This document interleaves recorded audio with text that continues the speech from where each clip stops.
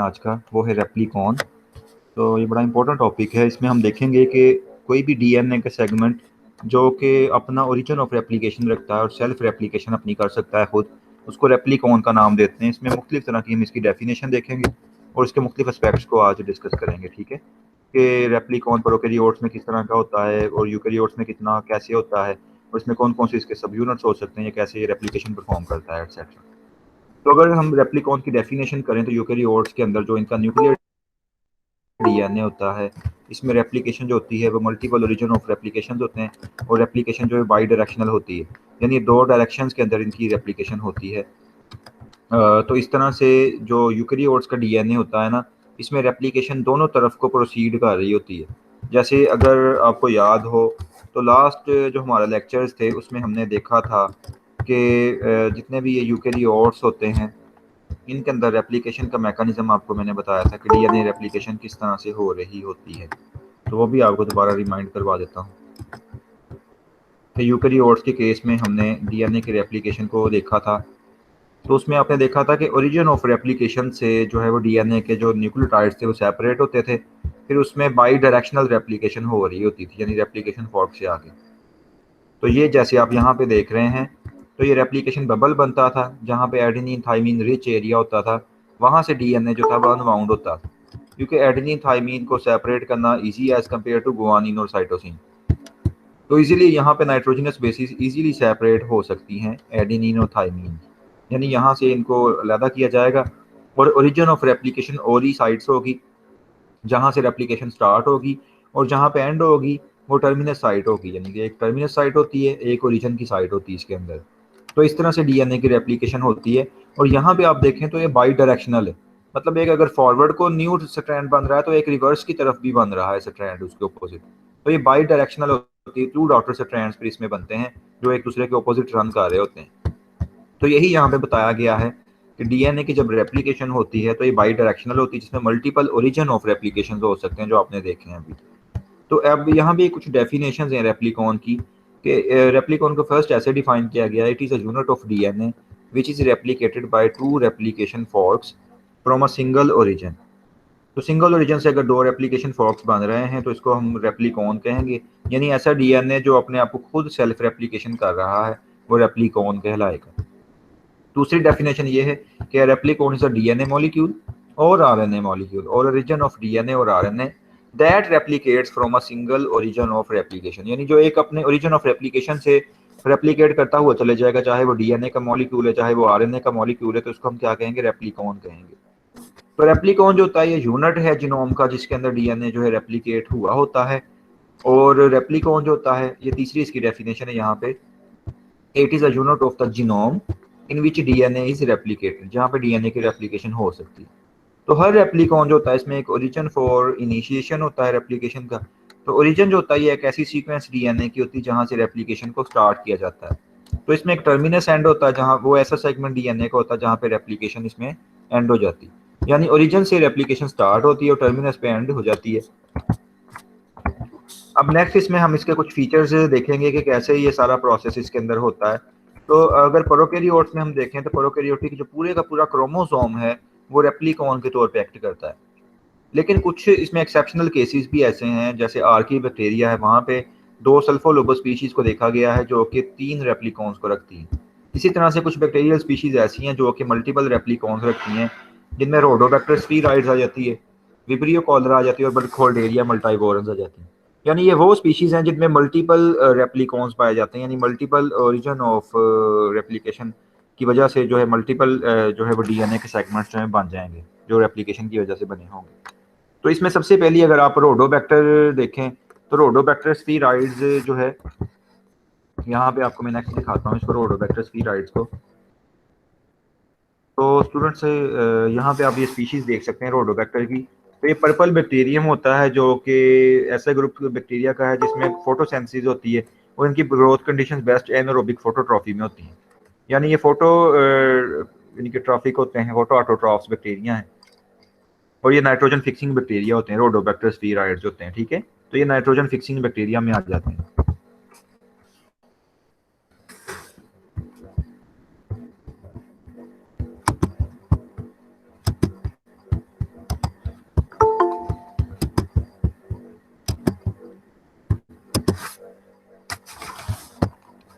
सो ये nitrogen fixing bacteria में fall करते हैं रोडोबैक्टर्स जो स्पीराइड्स हैं या इस तरह की दूसरी जो इसमें स्पीशीज आ जाती हैं। तो ये तीन बैक्टीरिया ऐसे हैं रोडोबैक्टर स्पीराइड्स, विब्रियो कॉलरा और बर्खोल्डेरिया मल्टाइवोरेंस। ये क्या हैं तीनों के तीनों, ये मल्टीपल ओरिजिन ऑफ रेप्लिकेशन रखते हैं। तो इस तरह से ये जो होते हैं इनके अंदर तीन रेप्लिकॉन्स पाए जाते हैं, ठीक है, यानी मल्टीपल जो होते हैं तीन से ज़्यादा सॉरी रेप्लिकॉन्स पाए जाते हैं। सेकंड, अब इसमें देखें तो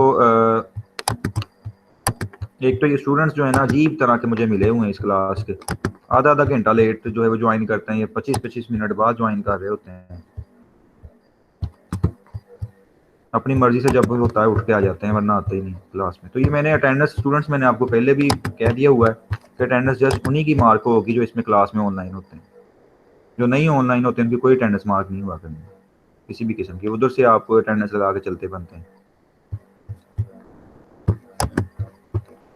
तो रोडोबैक्टर स्पीराइड्स है, विब्रियो कॉलरा और बर्खोल्डेरिया मल्टाइवोरेंस, ये तीन ऐसे हैं जो मल्टीपल रेप्लिकॉन्स रखते हैं। अब यहाँ पे देखें तो ये स्टूडेंट्स विब्रियो कॉलरा बैक्टीरिया हैं जो हैजा का बायस बनते हैं, ठीक है। तो ये आप देख सकते हैं कि विब्रियो कॉलरा की मॉर्फोलॉजी किस तरह की है। तो ये कॉलरा जिसको हैजा कहते हैं उसको ये कर रहे होते हैं। तो विब्रियो कॉलरा में आपको यहाँ पे फ्लैजिला भी आप इसका ऑब्जर्व कर सकते हैं, और इसके अलावा आप इसके मुख्तलिफ फीचर्स,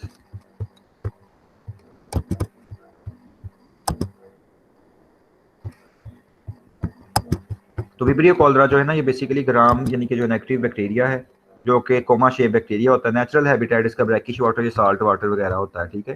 तो वहाँ पे ये पाए जाते हैं, कोमा शेप ये बैक्टीरियम होते हैं, विब्रियो कॉलरा जो हैजा का बायस बनते हैं। इसके अलावा ये बर्खोल्डेरिया मल्टाइवोरेंस है। तो बर्खोल्डेरिया मल्टाइवोरेंस जो है ये भी बैक्टीरिया को अगर आप देखें तो इसकी मॉर्फोलॉजी जो है वो बड़ी आपको बारीक बारीक से यानी कि जो है वो नज़र आ रहे हैं, और मतलब ये बहुत इनका क्लोज व्यू लिया गया है बर्खोल्डेरिया मल्टाइवोरेंस का। तो ये प्रोटियो बैक्टीरिया का यानी कि फाइलम है जिसके अंदर रॉड शेप बैक्टीरिया आ जाते हैं, और ह्यूमंस के अंदर ये डिजीज़ का बायस बनते हैं। जैसे अब ये लंग्स के अंदर अगर चले जाएं तो वहाँ पे ये सिस्टिक फाइब्रोसिस का बायस बनते हैं बर्खोल्डेरिया मल्टाइवोरेंस जो है। तो ये तीनों तरह के जो बैक्टीरिया आपको दिखाए हैं ये मल्टीपल रेप्लिकॉन्स रखते हैं। अब एक और टर्म है यहाँ पे स्टूडेंट्स के सेकेंडरी या टर्शरी क्रोमोसोम्स जो होते हैं, जो अक्सर ऐसे मॉलिक्यूल्स होते हैं जो कि मिक्सचर होता है between true chromosome and a plasmid, तो इनको क्रोमिड्स भी कहा जाता है। तो सेकेंडरी या टर्शरी क्रोमोसोम्स हम किसको कहेंगे? अब अगर आप बैक्टीरिया को देखें तो बैक्टीरिया के अंदर स्टूडेंट्स आपको ये उसका अपना डीएनए देख रहे हैं आप बैक्टीरिया का, और एक उसमें एक्स्ट्रा क्रोमोसोमल सर्कुलर डीएनए जो एक से ज्यादा भी हो सकते हैं। तो ऐसे ही extra chromosomal circular DNA molecules को हम प्लाज्मिड्स का नाम देते हैं, ठीक है, जो बैक्टीरिया के अंदर अक्सर होते हैं, यानी ज़्यादा भी हो सकते हैं, मल्टीपल कॉपी नंबर प्लाज्मिड्स भी हो सकते हैं अक्सर बैक्टीरिया में। और ये न्यूक्लियाइड है उसका अपना डीएनए। अब अक्सर क्या होता है कि ये प्लाज्मिड इस न्यूक्लियाइड के साथ मैच कर जाता है, मिक्सअप हो जाता है, मिक्सचर साइज का एक बन जाता है। तो ऐसे क्रोमोसोमल मिक्सचर को हम क्रोमिड कह देते हैं, या सेकेंडरी या टर्शरी क्रोमोसोम का नाम देते हैं, जो कि यहाँ पे आपने टर्म अभी देख रहे हैं कि mixture between a true chromosome and a plasmid are sometimes called chromids। इनको chromids कहा जाएगा जो सेकेंडरी या टर्शरी क्रोमोसोम्स भी कहलाते हैं। तो एजोस्पाइरिलियम जो स्पीशीज है मतलब बैक्टीरिया की, अब एजोस्पाइरिलियम भी मतलब ये नाइट्रोजन फिक्सिंग बैक्टीरिया है, इनके अंदर 7 रेप्लिकॉन्स पाए जाते हैं। तो एजोस्पाइरिलियम लिपोफिरम जो है इसके अंदर एक बैक्टीरियल क्रोमोसोम होता है, 5 क्रोमिड्स होते हैं। क्रोमिड्स अभी मैंने आपको बताया था कि जो क्रोमोसोम प्लस प्लाज्मिड का एक मिक्सचर सा बना होता है, ठीक है, उसको सेकेंडरी या टर्शरी क्रोमोसोम्स भी कह देते हैं। तो एक इनके अंदर प्लाज्मिड होता है नॉर्मली। तो प्लाज्मिड्स या बैक्टीरियोफेजेस जो होते हैं ये रेप्लिकेट करते हैं एज अ सिंगल रेप्लिकॉन्स। लेकिन जो लार्ज प्लाज्मिड्स होते हैं ग्राम नेगेटिव बैक्टीरिया के, वो क्या करते हैं, वो बहुत सारे रेप्लिकॉन्स रखते हैं, यानी प्लाज्मिड्स का अपना रेप्लिकॉन होता है, ठीक है। जैसे अब यहाँ पे स्टूडेंट्स ये क्रोमिड्स आप देख सकते हैं कि प्लाज्मिड के साथ अगर क्रोमोसोमल डीएनए भी मिल जाए, जैसे यहाँ पे आप ये देख सकते हैं, तो ये कोर जीन्स है, ये अडेप्टिव जीन्स, ये प्लाज्मिड जो है ये इसकी रेप्लिकेशन ओरिजिन है, और ये इसके साथ मिल गया है, तो अल्टीमेटली इससे क्या बनता है, क्रोमिड्स या सेकेंडरी या टर्शरी क्रोमोसोम्स बनते हैं जिसको क्रोमिड्स कहा जाता है।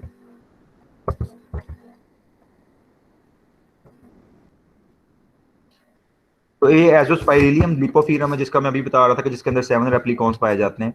तो ये देखें, ये रूट नोड्यूल्स के पास रहता है यहाँ पे सॉइल के अंदर, ये रूट सरफेस आप देख रहे हैं, रूट हेयर्स हैं, तो वहाँ पे आप इसको ऑब्जर्व कर सकते हैं, जो कि नाइट्रोजन फिक्सिंग कर रहे होते हैं बैक्टीरिया, एजोस्पाइरिलियम लिपोफिरम। तो रेप्लिकॉन अगर हम यूकेरियोट्स में देखें तो यूकेरियोटिक क्रोमोसोम्स के अंदर देखें मल्टीपल रेप्लिकॉन्स पाए जाते हैं एक क्रोमोसोम के अंदर। तो इस तरह से माइटोकॉन्ड्रिया जो है वो रेप्लिकॉन की डेफिनेशन पे नहीं पूरा उतरती, क्योंकि इसमें यूनिडायरेक्शनल रेप्लिकेशन हो रही है और दो सेपरेट ओरिजिन होते हैं। जबकि आप वैसे देखते आए हैं, यहाँ पे अगर आपको मैं दिखाऊं, जो है अभी आपको मैं दिखा रहा था लास्ट लेक्चर जो आपने पढ़े हैं, तो उसमें स्टूडेंट्स आपने देखा हुआ है कि देखें यहाँ पे मल्टीपल ओरिजिन ऑफ रेप्लिकेशन जब होते हैं तो इसमें बाई डायरेक्शनल डीएनए की रेप्लिकेशन हो रही है, एक फॉरवर्ड और एक रिवर्स। लेकिन माइटोकॉन्ड्रिया के केस में ऐसे नहीं होता है, ठीक है। तो उसमें मल्टीपल ओरिजिन ऑफ रेप्लिकेशन इस तरह नहीं है कि जिसमें फॉरवर्ड डायरेक्शन में भी डीएनए की डुप्लीकेशन हो रही हो और रिवर्स डायरेक्शन में भी हो रही हो। तो अब इसमें डीएनए रेप्लिकेशन जो होती है एक ऐसा प्रोसेस है जिसमें न्यू डीएनए मॉलिक्यूल बनता है, और रेप्लिकॉन क्या होता है, वो सेगमेंट डीएनए का होता है जो कि अपने आप को खुद रेप्लिकेशन इंडिपेंडेंटली कर सकता है। ठीक है ना स्टूडेंट्स, रेप्लिकॉन की अब समझ आ गई है कि कोई भी डीएनए का ऐसा सेगमेंट जिसकी रेप्लिकेशन खुद हो सकती हो उसको रेप्लिकॉन कहा जाता है। तो इसमें ओरिजिन ऑफ रेप्लिकेशन एक चाहिए होता है जिसमें जिसकी वजह से रेप्लिकेशन होती है, और एक टर्मिनल सीक्वेंस चाहिए होती है, टर्मिनेशन सीक्वेंस, जहाँ पे रेप्लिकेशन स्टॉप कर जाएगा। अब बैक्टीरिया के अंदर टर्मिनेशन सीक्वेंस होती है प्रोकैरियोट्स के अंदर, लेकिन यूकैरियोट्स के अंदर टर्मिनेशन सीक्वेंस इस तरह की है सच नहीं होती। जैसे बैक्टीरिया में टस जीन होती है जो टर्मिनेशन के लिए एक प्रोटीन बना देती है। तो डीएनए रेप्लिकेशन जो प्रोकैरियोट्स के अंदर होती है, यूकैरियोट्स के अंदर होती है, ये डिस्क्रीट यूनिट्स में होती है जिसको रेप्लिकॉन कहा जाता है, जो कि जीनोम के अंदर वेरी करते हैं फ्रॉम वन इन बैक्टीरिया। जैसे बैक्टीरिया है इकोलाई, तो उसके अंदर एक रेप्लिकॉन जो है वो होता है नॉर्मली, ठीक है। तो जो यीस्ट है उसके अंदर 500 रेप्लिकॉन्स होते हैं।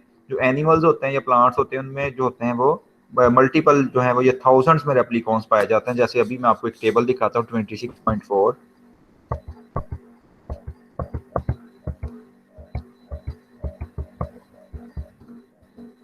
तो आप कुछ टेबल को देख सकते हैं, ये वाला स्टूडेंट। तो इसमें आप नंबर ऑफ रेप्लिकॉन्स चेक कर सकते हैं स्पीशीज के। बैक्टीरिया में एक रेप्लिकॉन है, यीस्ट के अंदर जो है 500 हैं, फ्रूट फ्लाई ड्रोसोफिला मिलेनोगास्टर में 3500 हैं, टोड के अंदर जीनोपस लाइवस में 15000 हैं, माउस के अंदर जो है वो 25000 हैं, बीन जो है विसिया फैबा उसमें 35000 तक रेप्लिकॉन्स हैं, और हर एक की लेंथ देखे वेरी करती है। इसका अगर वन रेप्लिकॉन तो 4200 केबी में उसकी लेंथ है।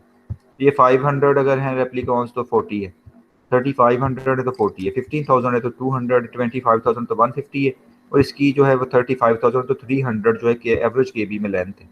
और फोर्क मूवमेंट कितनी होती है, यानी कि कितनी तेजी से वो बन रहे होते हैं, तो 550,000 बेस पेयर पर मिनट है वहाँ पे मूवमेंट। तो इसमें बेस पेयर्स की ये देखें मूवमेंट भी वेरी कर रही फ्रॉम स्पीशीज टू स्पीशीज। पहली स्पीशीज जो है वो जस्ट प्रोकैरियोट्स की, जिसमें एक रेप्लिकॉन आपको दिखाया गया इकोलाई का। बाकी सब में देखें ज्यादा है, थाउजेंड्स में यानी आ रहे हैं जो भी आपको बताया जा रहा है।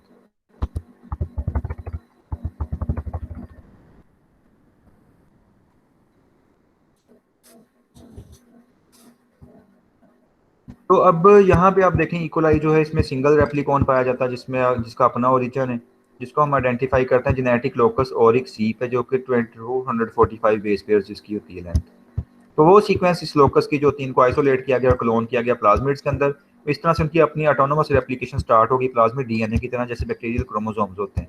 तो आइसोलेशन या क्लोनिंग के बाद टीलोमर्स होते हैं, सेंट्रोमियर जो थे, इनको यीस्ट से लिया गया और इनको दोबारा जो है वो आर्टिफिशियल यीस्ट क्रोमोसोम बनाने के लिए यूज़ किया गया, जिसके अंदर मतलब ओरिजिन ऑफ रेप्लिकेशन भी होगा, जिसमें अपना जो है वो कुछ एंटीबायोटिक रेजिस्टेंट जीन्स होती हैं। इस तरह से ना उसको एक तैयार किया जाता है यीस्ट आर्टिफिशियल क्रोमोसोम को। तो ओरिजिन ऑफ रेप्लिकेशन जो है इसको आइडेंटिफाई किया गया बैक्टीरिया, यीस्ट या क्लोरोप्लास्ट या माइटोकॉन्ड्रिया के अंदर, ठीक है। तो इसमें ऑब्जर्व किया गया कि ओरिजिन ऑफ रेप्लिकेशन हमेशा वो साइट होती है जहाँ पे एडेनिन थाइमिन रिच होगा एरिया। क्यों स्टूडेंट्स होता है एटी रिच एरिया, ये मैंने कई दफा लेक्चर्स में आपको बताया है कि why AT rich area is melted या why AT rich area is open unbound in DNA. क्यों क्यों भी स्टूडेंट्स क्यों होता है AT rich area? Adenine thymine rich area क्यों होगा जहां पे रेप्लिकेशन स्टार्ट होती है?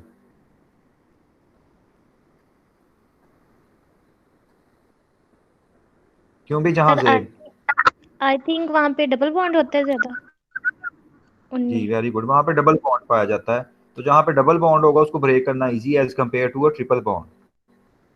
तो स्टूडेंट्स इसका मतलब है आप साथ साथ प्रेपरेशन नहीं करते हैं या आप साथ साथ तवज्जो नहीं देते हैं।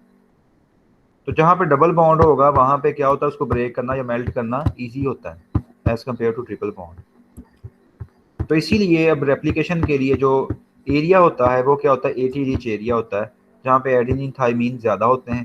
तो ये फीचर ऐसा है जहाँ पे डीएनए की अनबाउंडिंग इजीली हो सकती है और रेप्लिकेशन स्टार्ट हो सकती है।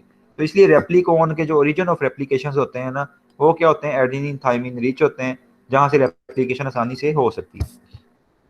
और इकोलाई जो बैक्टीरिया, इसके अंदर टर्मिनेशन साइट्स जो है वो टर के नाम से, टर A to F, तो हर एक के अंदर जो है 23 बेस पेयर ऑलमोस्ट होते हैं। तो टर्मिनेशन जो डीएनए की रेप्लिकेशन की होती है उसमें क्या होता है इकोलाई में, कि एक टस जीन होती है, वो क्या करती है, टस प्रोटीन या टीपीपी प्रोटीन बनाती है जो कि टर साइट्स को रिकॉग्नाइज करती है और टर्मिनेशन कर देती है। लेकिन यूकेरियोट्स के केस में टर्मिनेशन के लिए कोई भी इस तरह की प्रोटीन नहीं बनती है। सिर्फ प्रोकैरियोट्स के केस में जो है वो टस जीन से टस प्रोटीन या टीबीपी प्रोटीन बनती है जो कि टर साइट्स को रिकॉग्नाइज कर सकती है। अब यूकेरियोटिक केस में देखें कि यूकेरियोटिक जीनोम जो होता है इसमें बहुत सारे रेप्लिकॉन्स पाए जाते हैं। तो इंडिविजुअल जो रेप्लिकॉन होता है वो स्मॉल होता है और रेट ऑफ रेप्लिकेशन अगर देखा जाए तो इसमें जो स्लो होती है, क्योंकि मल्टीपल ओरिजिन ऑफ रेप्लिकेशन है ना इसमें।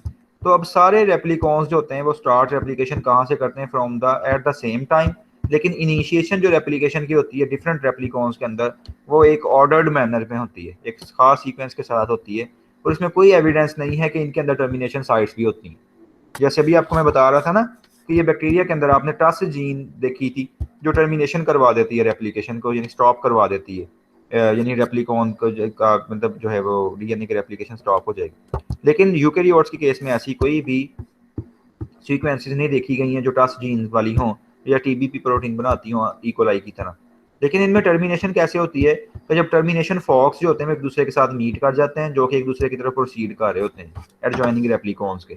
यानी यहाँ पे देखें ना, तो हर जो नया डीएनए का मॉलिक्यूल बन रहा है वो रेप्लिकॉन है ना, ये जो अंदर बन रहा है अपने रीजन ऑफ रेप्लिकेशन। तो ये देखें इस तरफ को प्रोसीड कर रहा है, वो इस तरफ को कर रहा है, तो ये दोनों एक दूसरे के मुखालिफ मूव कर रहे हैं, यानी एक दूसरे के सामने सामने आ रहे हैं।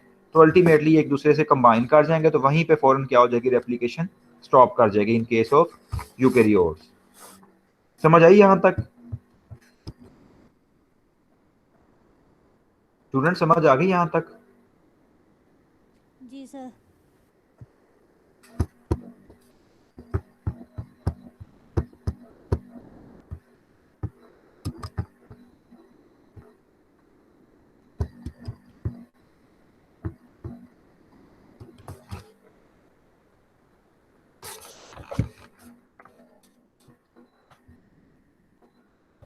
तो अब इसमें नेक्स्ट हम देखते हैं सीक्वेंसेस स्टूडेंट्स होती हैं, ये वाला है। अब क्रिटिकली ये देखा गया है कि डीएनए जो सेल के अंदर होता है वो रेप्लिकेशन एक ही दफ़ा करता है, और पर सेल साइकिल एक दफ़ा डीएनए की रेप्लिकेशन हो रही थी। स्टूडेंट्स, इन्होंने सबसे पहले रेप्लिकॉन के बारे में बताया था, जैकब, ब्रैनर और क्यूजिन ने। इन्होंने डिफाइन किया था रेप्लिकॉन को as the unit in which the cell controls individual acts of replication. यानी कोई भी डीएनए का ऐसा यूनिट जहाँ पे अपनी उसकी रेप्लिकेशन खुद वो अपनी कंट्रोल कर सकता हो, तो उसको हम रेप्लिकॉन कहते हैं। तो रेप्लिकॉन जो होता है ये it can initiate and complete senses of senses once per cell cycle, and its control is exerted primarily at initiation। यानी कि जहाँ पे ओरिजिन ऑफ रेप्लिकेशन होगा वहाँ पे ये करता है कंट्रोल। तो इसमें उसने प्रपोज किया था कि एक इनिशिएटर प्रोटीन होती है जो कि डीएनए से इंटरेक्ट करती है, जो जिसको हम रेप्लिकेटर कहते हैं। तो रेप्लिकेटर फिर रेप्लिकेशन स्टार्ट होती है जब इनिशिएटर प्रोटीन डीएनए की सीक्वेंस जिसको रेप्लिकेटर कहते हैं उसके साथ इंटरेक्ट करती है, तो तब जाके रेप्लिकेशन का प्रोसेस शुरू होता है डीएनए। तो रेप्लिकेटर जो होती है इसको आइडेंटिफाई हम कैसे कर सकते हैं कि ये ऐसी डीएनए की सीक्वेंस होती है जो कि रेप्लिकेशन करवाती है, जबकि ओरिजिन जो होता है इसको हम डिफाइन कर सकते हैं ओरिजिन ऑफ रेप्लिकेशन को कि इट इज अ फिजिकल और biochemical methods as the DNA sequence at the DNA sequence at sir आपकी आवाज ब्रेक हो रही है, नहीं आ रही। जी, आवाज कट रही है। इंजमाम भाई सर आपका नेटवर्क सही नहीं है, सर की आवाज सही आ रही है।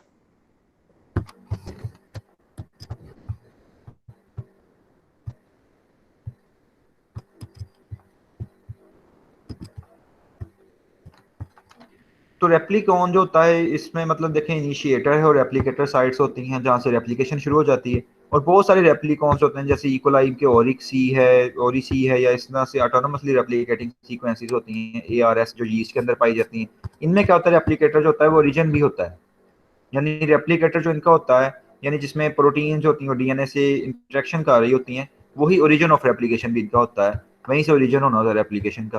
तो इनिशियल प्रोटीन्स जो होती हैं, वो जो इनिशिएटर प्रोटीन्स हैं जहाँ से रेप्लिकेशन यानी कि जो है वो इंटरेक्शन यानी कि प्रोटीन्स का हो रहा होता है डीएनए के साथ, जहाँ से रेप्लिकेशन होती है, वो ऐसी प्रोटीन्स होती हैं इनिशिएटर प्रोटीन्स, जिनको हम रेप्लिकॉन्स के अंदर आइडेंटिफाई कर सकते हैं। जैसे डीएनए ए प्रोटीन इकोलाई के अंदर होती है, या ओरिजिनल रिकॉग्निशन कॉम्प्लेक्स जो यीस्ट के अंदर पाया जाता है, जिसको सैक्रोमाइसीस सर्वाइसी हम कह देते हैं। तो दोनों केसेस के अंदर जो होता है, ये जो होता है रेप्लिकेटर्स के साथ बाइंड कर जाते हैं, ओरिजिनल रिकॉग्निशन कॉम्प्लेक्स हो गया या डीएनए जो होते हैं, तो इस तरह से ओरिजिन जो होता है वो शुरू हो जाता है दोनों स्पीशीज के अंदर, जो है देखा जा सकता है।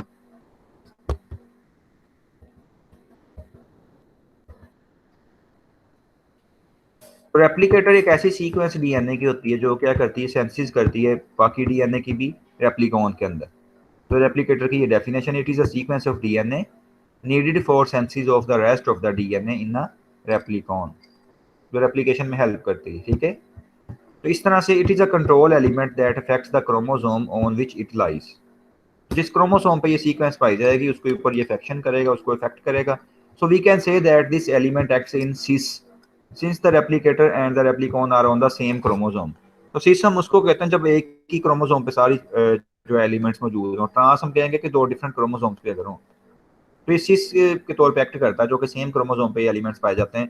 तो इसके कंट्रास्ट में अगर हम देखें तो इनिशिएटर जो है ऐसी प्रोटीन होती है जो कि एनकोड होती है on any chromosome in a cell, जो किसी भी क्रोमोसोम पे इनिशिएटर हो सकती है। जबकि रेप्लिकेटर वो है जो कि एक सेम क्रोमोसोम पे पाई जाती है, जिसके ऊपर ही रेप्लिकेशन साइट्स भी होंगी और रेप्लिकेटर वगैरह भी होंगे। ठीक है ना स्टूडेंट्स?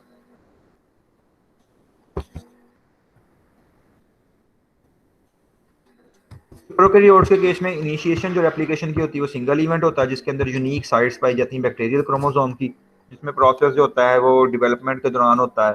और इसमें क्या होता है, यूकैरियोटिक सेल्स में अगर हम देखें तो रेप्लिकेशन की इनिशिएशन जो है उसमें स्टार्ट जब ऐसी फेज होती है, यानी जब डीएनए रेप्लिकेट कर रहा होता है। आपको पढ़ा है ना आपने कि सेल साइकिल में कुछ फेजेस होती हैं, जैसे एक इंटरफेज होती है, एक माइटोटिक फेज होती है। तो इंटरफेज में आप पढ़ा करते थे G1S और G2 फेज। तो एस फेज के दौरान क्या होता है, एक ऐसा पीरियड आता है जिसमें डीएनए की सेंसिस होती है और जिसमें बहुत सारी इनिशिएशन इवेंट्स होते हैं, यानी डीएनए की रेप्लिकेशन स्टार्ट होना शुरू हो जाती है। तो इस तरह की एक्ट ऑफ डिवीजन जो होती है ये रीऑर्गेनाइजेशन ऑफ सेल्स में होती है, जैसे जब माइटोसिस हो रही होती है। तो वो यूनिट डीएनए का जिसमें इंडिविजुअल एक्ट ऑफ रेप्लिकेशन हो रहा होता है, यानी जहाँ पे रेप्लिकेशन हो रही होती है उसको हम रेप्लिकॉन कह देते हैं। हर रेप्लिकॉन जो होता है वो फायर वंस करता है, यानी वो एक ही दफ़ा जो है अपने आप को जो है वो सेंथिसाइज आके कर रहा होता है हर सेल साइकिल के दौरान। और रेप्लिकॉन जो होता है इसको हम डिफाइन कर सकते हैं कि इसके अंदर कंट्रोल एलिमेंट्स पाए जाते हैं जो रेप्लिकेशन को कंट्रोल कर रहे होते हैं। यानी इसके पास अपना ओरिजिन ऑफ रेप्लिकेशन होगा, इसके पास अपनी टर्मिनस साइट होगी जहाँ पे रेप्लिकेशन स्टॉप कर जाएगी। यानी सिंपली ऐसा डीएनए का सेगमेंट जिसका अपना इनिशिएशन है, जिसकी अपनी टर्मिनेशन साइट है कि कहाँ से स्टार्ट करना है रेप्लिकेशन को, कहाँ पे स्टॉप करना है। तो इसको हम रेप्लिकॉन का नाम दे देते हैं। तो ये सीक्वेंस जो होती है ये ओरिजिन के साथ अटैच हुई होती है और अक्सर सेपरेट हुई होती है with the help of a terminus. तो यहाँ पे रेप्लिकेशन हो रही होती है रेप्लिकॉन के तौर पे। तो ये सिस एक्टिंग साइट होती है जहाँ पे जो होते हैं मॉलिक्यूल डीएनए के होते हैं, जहाँ पे डीएनए के मॉलिक्यूल्स पाए जाते हैं वहाँ पे रेप्लिकेशन स्टार्ट हो जाती है। तो ओरिजिनल फार्मूलेशन जो रेप्लिकॉन की प्रोकैरियोट्स के अंदर है, इसमें एक यूनिट होता है जिसमें ओरिजिन पाया जाता है, जहाँ पे जीन की एनकोडिंग हो रही होती है प्रोटीन की।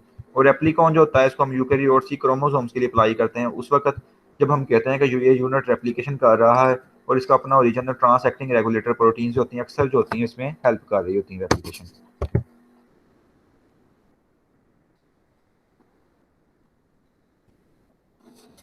ठीक है जी स्टूडेंट्स, तो ये हमारा टॉपिक था। इसमें कोई आपका क्वेश्चन हो तो आप पूछ सकते हैं। इसमें ये भी एक पॉइंट है कि जीनोम जो होता है इसमें प्रोकैरियोटिक सेल्स के अंदर सिंगल रेप्लिकॉन होता है और इसमें यूनिट्स रेप्लिकेशन के या सेग्रीगेशन के इकट्ठे पाए जाते हैं। और इनिशिएशन सिंगल ओरिजिन होता है, यानी कि जहाँ पे रेप्लिकेशन एंटायर जीनोम की हो रही होती है।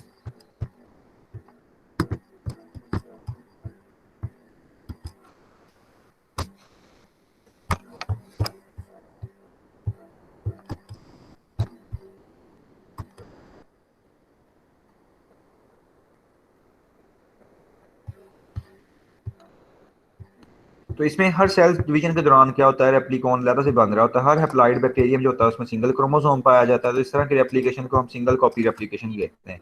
यानी अगर डीएनए एक ही दफा रेप्लिकेशन कर रहा है तो सिंगल कॉपी रेप्लिकेशन है। तो बैक्टीरिया जो होते हैं इनके अंदर एडिशनल जेनेटिक इन्फॉर्मेशन भी पाई जाती है प्लाज्मिड्स की शक्ल में। तो प्लाज्मिड अपने आप पे डिवाइड कर रहा है, जबकि दूसरा जो डीएनए है वो उसकी अपनी रेप्लिकेशन सेल्फ हो रही है। यानी प्लाज्मिड अपना एक रेप्लिकॉन है, उसका डीएनए अपना रेप्लिकॉन कहलाएगा, जबकि जो उसका ट्रू क्रोमोसोम है उसका डीएनए अपना एक रेप्लिकॉन कहलाएगा। तो जो प्लाज्मिड आपने देखा था अभी पीछे, ये आपको दिखाया गया था ना स्टूडेंट्स, यहाँ पे प्लाज्मिड,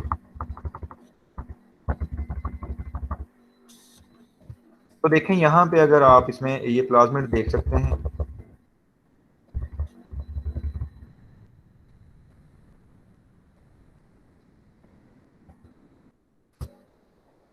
ये प्लाज्मिड है इसका, ये इसका अपना सर्कुलर जो है क्रोमोसोमल डीएनए। तो प्लाज्मिड का अपना रेप्लिकॉन है, यानी जहां से इसकी जो है रेप्लिकेशन होगी। क्योंकि प्लाज्मिड नंबर मैंने आपको बताया था ज्यादा होते हैं एक्सेल बैक्टीरिया में, तो इसलिए इनके रेप्लिकॉन्स भी ज्यादा होंगे। जबकि ये क्रोमोसोमल डीएनए तो एक ही होता है ना, जिसको न्यूक्लियोइड हम कह देते हैं, जो साइटोप्लाज्म के अंदर मर्ज किया होता है, सब मर्ज किया होता है। इसके इर्द गिर्द कोई न्यूक्लियर मेम्ब्रेन नहीं होती, प्रोकैरियोट्स है ना ये, तो कोई न्यूक्लियस नहीं है। तो ये न्यूक्लियोइड जो है ये इसका कोई भी मतलब इसका सिंगल रेप्लिकॉन है, जबकि इनके जितने प्लाज्मिड्स होंगे उतने इनके अपने अपने रेप्लिकॉन्स हो सकते हैं, मल्टीपल रेप्लिकॉन्स भी हो सकते हैं।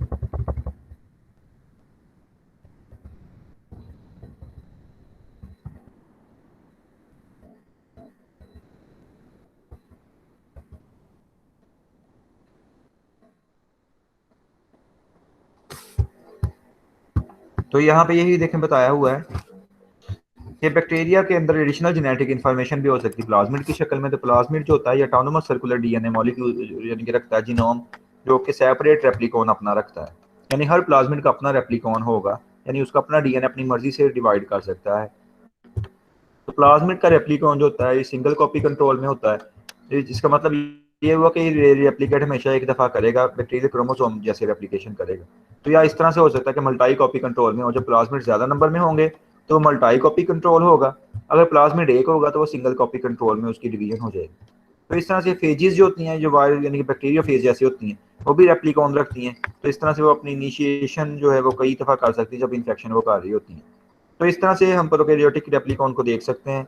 तो इसमें कोई भी डीएनए मॉलिक्यूल जो कि ओरिजिन अपना रखता है वो अपनी ऑटोनोमसली रेप्लिकेशन कर सकता है। यानी कोई भी ऐसा डीएनए मॉलिक्यूल जिसका अपना ओरिजिन ऑफ रेप्लिकेशन होगा ना, तो उसको हम रेप्लिकॉन कहेंगे। वो अपनी रेप्लिकेशन खुद सेल्फ रेप्लिकेशन परफॉर्म कर सकता है। ठीक है।